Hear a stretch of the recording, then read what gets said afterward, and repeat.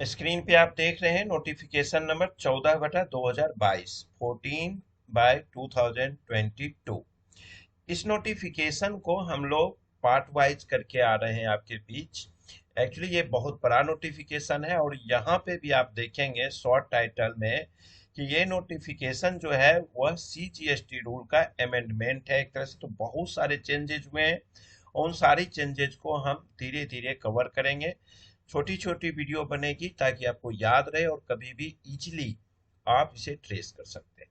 तो आज हम इसका फर्स्ट, कई चीजें तो हम आप लोगों के साथ शेयर कर चुके हैं ऑलरेडी।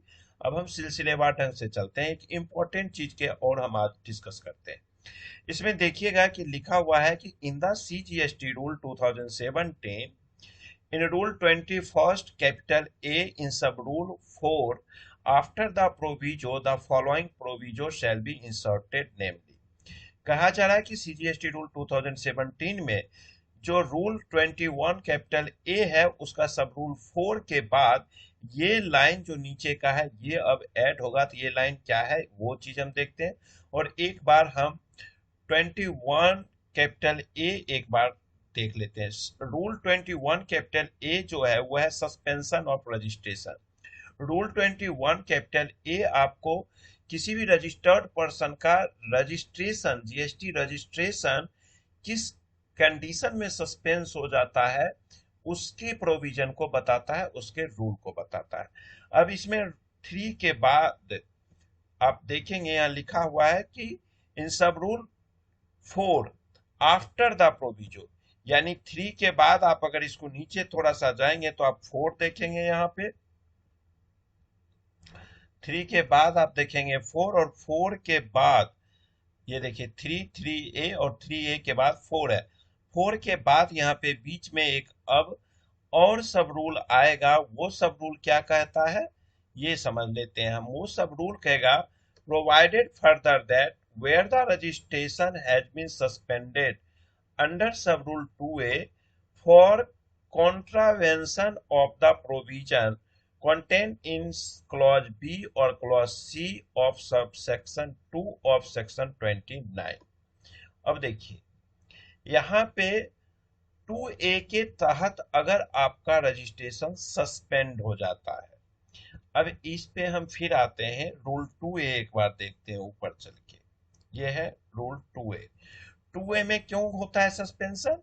अगर आपने जो भी रजिस्टर्ड पर्सन है वह अगर अपना ITR नहीं फाइल करता है GSTR1 एज पर सेक्शन 49, तो उस केस में उसका रजिस्ट्रेशन कैंसिल कर दिया जाएगा। या सेक्शन 29 का सब सेक्शन 2 आपको क्लॉज सी और बी के बारे में कहता है, वो फुलफिल आप नहीं किए हैं तो इस केस में भी आपका जीएसटी रजिस्ट्रेशन कैंसिल हो सकता है। सेक्शन 29 जो है वो भी इसी के लिए है। सेक्शन 29 का 2B और C में ओपन कर रखा हूं स्क्रीन पे। और ये भी है सेक्शन 10 का जो कंपोजिशन डीलर वाले होते हैं उनके लिए भी है कि अगर आप कोई रिटर्न नहीं फाइल कर पा रहे हैं तो आपका रजिस्ट्रेशन ऑटोमेटिक कैंसल हो जाएगा। And the registration has not already been cancelled by the proper officer under Rule 22।